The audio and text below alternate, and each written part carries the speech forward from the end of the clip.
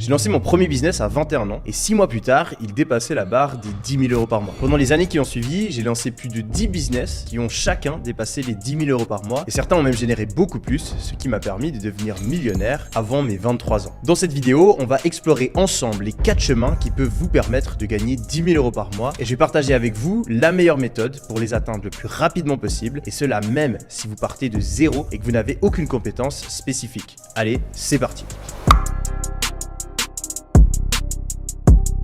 Dans la société actuelle, 90% des gens suivent le même chemin. C'est le fameux métro, boulot, dodo. On fait des études, on trouve un bon taf, on gagne un salaire et on fait tous les jours la même chose pour rendre heureux notre employeur. Le problème avec ce chemin, c'est qu'on a souvent peu de liberté, peu de perspectives de croissance, on fait rarement quelque chose qui nous passionne et on a dans la plupart des cas des revenus qui sont très modestes. On va rarement générer plus de 2, 3, voire 4 000 € par mois. Mais pourtant, c'est quand même la voie que suivent la plupart des gens. Et ça, c'est dû à 3 choses. La première, c'est tout simplement que le cerveau humain a peur de l'inconnu. Ça peut paraître surprenant, mais on a exactement le même cerveau que l'homme des cavernes. Et à l'époque de l'homme des cavernes, l'inconnu c'était très dangereux. La meilleure stratégie pour survivre, c'était donc de faire comme tout le monde. Il fallait pas s'écarter des sentiers battus. Il fallait pas essayer de réinventer la roue, car on risquait d'être exclu de la tribu, ou alors de prendre trop de risques et de finir par en mourir. Aujourd'hui, la société est complètement différente, et on peut se permettre de prendre plus de risques. Mais ça, notre cerveau ne l'a pas compris, car on a encore l'exacte même psychologie que les hommes des cavernes. On a donc tous en nous une énorme peur de ne pas faire comme tout le monde. Et c'est pour ça que la plupart des gens suivent tout simplement ce que leurs collègues, ce que leurs parents, ce que leurs profs, ce que leurs amis leur recommandent de faire. Et ça même si c'est pas forcément la meilleure stratégie pour atteindre leurs objectifs. La deuxième raison, c'est que la plupart des gens restent tout simplement dans leur zone de confort. Ils ont fait les choses d'une certaine manière dans le passé et ils préfèrent continuer exactement dans la même dynamique, tout simplement parce que ça demande moins d'efforts. Et troisièmement, énormément de personnes suivent cette voie tout simplement car ils ont des croyances limitantes. Ils ne se pensent pas capables d'atteindre de plus grands objectifs. Ils ne sont pas assez ambitieux, s'avouent vaincus avant d'avoir essayé et donc perdent avant même d'avoir commencé la partie. Cette voie, c'est clairement la pire pour atteindre les 10 000 € par mois. Mais c'est pas pour autant impossible de le faire. En effet, même avec un emploi classique, on peut en réalité réussir à générer cette somme-là. Et ça va dépendre d'une seule chose. Une aptitude très précise qui est négligée de la plupart des gens. Et cette aptitude, elle s'appelle la diligence. La diligence, c'est tout simplement le fait de bien faire les choses. Car en réalité, même si on est boulanger, même si on est carreleur, même si on est mécanicien, il y a toujours une voie qui peut nous permettre de gagner plus d'argent. Et c'est tout simplement en faisant bien son travail. Quand j'avais 13 ans, ma mère a dû faire réparer sa voiture. On est allé chez le mécanicien et je me souviens qu'il s'est mis à draguer ma mère. Ma mère était pas intéressée, mais elle était maline et elle en a profité pour obtenir une réduction. Mais pendant que ce mec était en train d'essayer de l'impressionner, je me souviens qu'il a raconté son histoire et comment est-ce qu'il a réussi à passer de simple mécanicien à aujourd'hui où il était millionnaire et il avait plusieurs emplacements. Et bien ce mec, c'est un exemple parfait de diligence. Il a commencé tout en bas de l'échelle, avec un taf classique, il a très bien fait son travail, il a mis de l'argent de côté, il est passé de mécanicien à superviseur,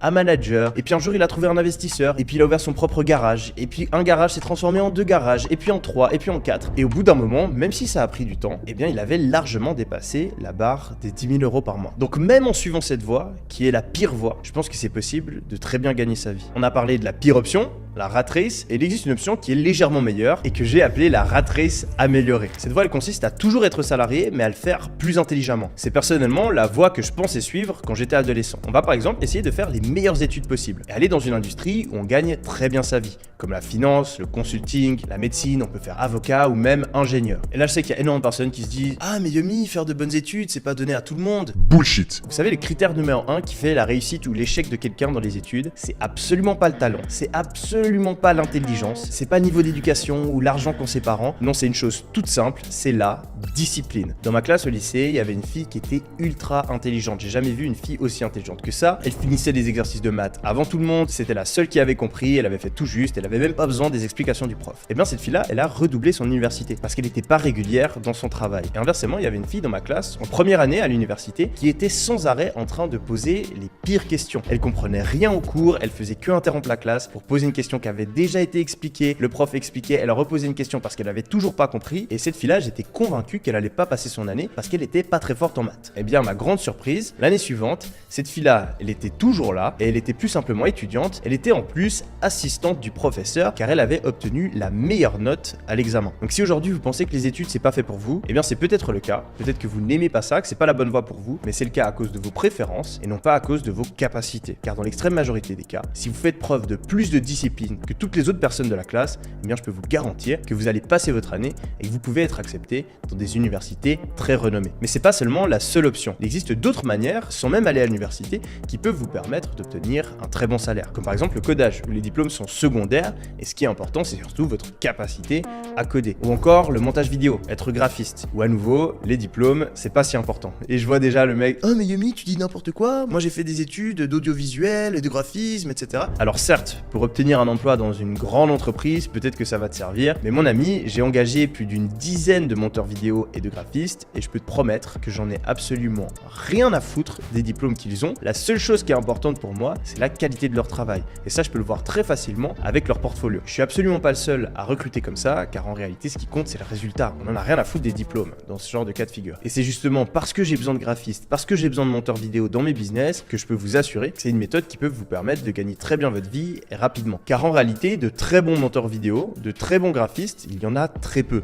Alors certes, ça prend du temps, mais en autodidacte, en 4 mois, 6 mois, une année, vous pouvez obtenir un très bon niveau et vous retrouver assez rapidement sur une voie où vous pouvez potentiellement à terme gagner jusqu'à 10 000 € par mois. Il y a plein d'autres métiers comme ça où vous pouvez très bien gagner votre vie, comme par exemple le métier de vendeur, vous êtes payé à la commission. Si vous vendez beaucoup, si vous vendez bien, si vous vendez des produits chers, vous pouvez rapidement dépasser les 10 000 € par mois de revenus. Vous pouvez aussi rejoindre une industrie novatrice ou une industrie où il y a une forte croissance et vous aurez beaucoup plus de chances d'avoir un meilleur revenu. Finalement, une autre stratégie qui marche très bien, c'est tout simplement de faire un métier où vous êtes au contact des riches. La première fois que je suis allé à Miami, j'ai rencontré quelqu'un qui avait une conciergerie de luxe. Et il m'a tout simplement expliqué que son business était aussi rentable parce que tous ses clients, c'était des ultra riches. Et quand on est ultra riche, quand on a 100 millions, 1 milliard dans le compte en banque, eh bien 50 000 €, c'est l'équivalent de quelques centimes pour le commun des mortels. Donc si quelqu'un arrive à rendre votre vie plus facile, eh bien vous n'avez aucun problème à dépenser quelques centimes de plus. Du coup, faire concierge, promoteur, conducteur, bodyguard, chef privé, personal trainer, pour les ultra riches, eh bien ça peut rapporter gros. Premièrement parce qu'ils peuvent vous donner des tips ou même des salaires qui sont démesurés, mais aussi deuxièmement parce que à force de fréquenter les riches, vous allez forcément tomber sur de très bonnes opportunités. Surtout si vous faites l'effort de montrer à vos clients que vous êtes quelqu'un de confiance qui fait bien son travail. Je pense que dans la vie, pour gagner de l'argent, c'est pas si important d'être intelligent, mais il faut être malin. Prenons l'exemple d'un serveur. Vous pouvez être serveur dans un restaurant normal, toujours vous allez au taf, vous finissez votre travail, vous rentrez à la maison, vous faites ça en boucle, et puis 40 ans plus tard, vous gagnez exactement la même somme et vous êtes toujours très loin des 10 000 € par mois. Ou alors, si vous êtes un petit peu plus malin, eh bien quand vous rentrez chez vous, vous vous formez. Vous apprenez à lire une carte de vin et à en conseiller. Vous apprenez les noms, les termes et comment fonctionne la haute gastronomie. Et en quelques mois, vous pouvez passer d'un restaurant normal à un restaurant de luxe. Dans ce restaurant de luxe, vous allez côtoyer des personnes qui sont fortunées. Et là, vous faites attention à être très souriant, à vous rappeler des noms des clients, à faire un service qui est irréprochable. De fil en aiguille, vous allez obtenir toujours plus de pourboires, vous allez obtenir toujours plus de responsabilités dans le restaurant. Et vous allez même peut-être pouvoir connecter avec certains des clients qui peuvent vous offrir un nouvel emploi, une nouvelle manière de gagner plus d'argent. Ce deuxième chemin où on essaye d'obtenir le meilleur emploi possible à travers des études, des compétences ou un positionnement en étant au contact des riches, je pense que c'est une très bonne voie. Si vous aimez la stabilité, vous n'avez pas envie de trop vous prendre la tête, vous voulez quand même avoir un bon revenu et que vous n'aimez pas trop prendre de risques. Mais si votre seul objectif c'est de gagner 10 000 € par mois le plus rapidement possible, les deux voies qui vont suivre sont clairement les meilleures. Le chemin numéro 3 pour dépasser les 10 000 € par mois, c'est de vendre un service. Et ce que je vous recommande de faire, c'est de commencer en freelance. Être en freelance, c'est tout simplement d'être indépendant, être son propre patron, mais de ne pas avoir de business, ne pas avoir d'employé. Donc en gros, vous faites un métier, mais vous le faites à votre compte. Ça va vous permettre de gagner plus d'argent, parce qu'il n'y aura pas un patron en dessus de vous qui prend une grosse partie de la valeur que vous générez, mais vous allez vous rajouter un certain nombre de prises de tête, car ce sera à vous de gérer vos clients, ce sera à vous de les convaincre d'acheter votre service, et si vous avez un mauvais mois, eh bien c'est votre compte en banque qui prend cher, c'est pas celui de votre entreprise, vous n'avez plus cette garantie que quoi qu'il arrive, peu importe la qualité de votre travail, d'avoir un salaire qui rentre dans votre compte en banque. Donc il existe des inconvénients, mais l'avantage c'est que vous pouvez gagner beaucoup plus d'argent, beaucoup plus vite. La première étape c'est tout simplement de trouver un service que vous pouvez offrir à des clients. Et pour ça le plus simple c'est de résoudre un problème important pour d'autres entreprises. Un problème important ça peut être par exemple de trouver des clients. Et vous allez donc offrir un service qui résout ce problème en faisant par exemple des publicités sur les réseaux sociaux et en ouvrant une fameuse agence de SMMA, ce qui veut dire Social Media Marketing Agency, agence de publicité sur les réseaux sociaux. Vous pouvez aussi faire de la création de contenu, faire des vidéos publicitaires pour mettre en avant certains produits. Vous pouvez faire du coding, du montage, du graphisme, du community management, etc., etc. La clé, si vous voulez dépasser les 10 000 € par mois en faisant ça, ça va être de ne pas faire l'erreur que font la plupart des gens qui vendent des services et de vous fixer des prix qui sont chers. Le problème avec la plupart des freelances, c'est qu'ils ont peur de négocier, ils aiment pas négocier et ils ont peur de perdre des clients. Ils vont donc fixer des prix, des tarifs extrêmement faibles et au final, ils vont jamais dépasser les 4 000, 5 000 € par mois. mois. Ce qu'ils ne comprennent pas, c'est qu'en réalité, un service, surtout si il est bien fait, il a une énorme valeur pour les business. Et que donc, si vous faites bien votre travail, c'est pas du tout un problème de demander 3 000, 4 000, 5 000 euros par mois, par client, pour votre service. Ensuite, il vous suffit de trouver 2-3 clients et vous avez dépassé la barre des 10 000 euros par mois. Une autre manière de l'atteindre, ça peut être aussi de créer une agence. Vous commencez en freelance, vous obtenez votre premier client, votre deuxième client, votre troisième client, jusqu'au moment où ça vous prend trop de temps pour livrer le service que vous avez promis à vos clients. À ce moment-là, vous allez trouver quelqu'un,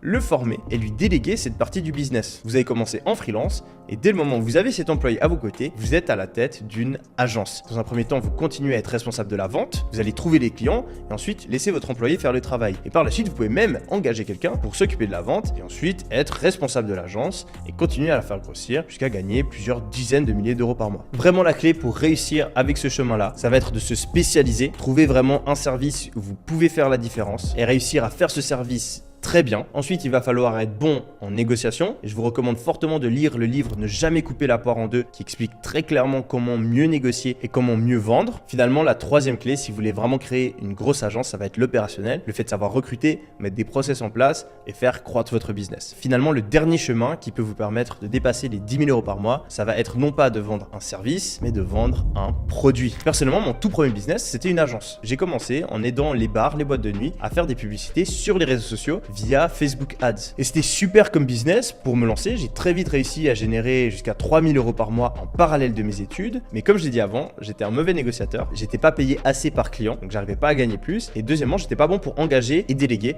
Donc je faisais tout moi-même. Ça me prenait trop de temps en parallèle de mes études, ce qui m'a empêché de développer ce business plus loin. Si j'avais appris à mieux négocier et à mieux gérer mon business, j'aurais sans aucun doute réussi à passer la barre des 10 000 euros par mois. Mais c'est pas ce que j'ai fait. À la place, j'ai changé de business et je me suis mis justement à vendre des produits. J'ai lancé mes premiers business e-commerce et c'est ce business-là qui m'a permis pour la première fois de dépasser les 10 000 euros par mois de bénéfices. Le gros avantage par rapport au service, c'est que quand on fait du e-commerce, on n'a pas à interagir directement avec des clients. On peut tout gérer depuis son ordinateur et on peut aussi faire plus d'argent plus rapidement car quand on a un produit qui marche, pour gagner plus, il nous suffit d'augmenter le budget publicitaire ou d'obtenir une plus grande visibilité. Et si vous voulez faire du e-commerce, il y a deux stratégies. Soit vous profitez du fait que vous pouvez trouver des fournisseurs directement en Chine et du coup couper les intermédiaires, avoir des prix plus faibles et proposer les mêmes produits qui sont dans les grandes surfaces à des prix inférieurs et utiliser ça pour convaincre de nombreux clients. C'est personnellement ce que j'ai fait sur mes premiers sites où je vendais des montres à 10-15 euros alors qu'elles coûtaient 40-50 euros en grande surface. La deuxième stratégie, c'est tout simplement de vendre de nouveaux produits qui ne sont pas encore disponibles en Europe, qui viennent de sortir et de les mettre en avant via les réseaux sociaux. Ce qui est cool, c'est qu'on peut le faire avec des publicités, mais on peut aussi le faire en organique, donc avec des vidéos sur TikTok par exemple ou des images sur Pinterest. Et ça peut vous permettre de lancer un business en prenant très peu de risques avec un tout petit capital. Le désavantage principal avec le e-commerce, c'est qu'il y a énormément de personnes qui sont au courant que c'est une très bonne opportunité et donc il y a pas mal de concurrence. Il va falloir être meilleur que les autres et donc encore une fois, ça va demander du travail, ça va demander de se former et ça va surtout demander de passer à l'action, d'apprendre de ses erreurs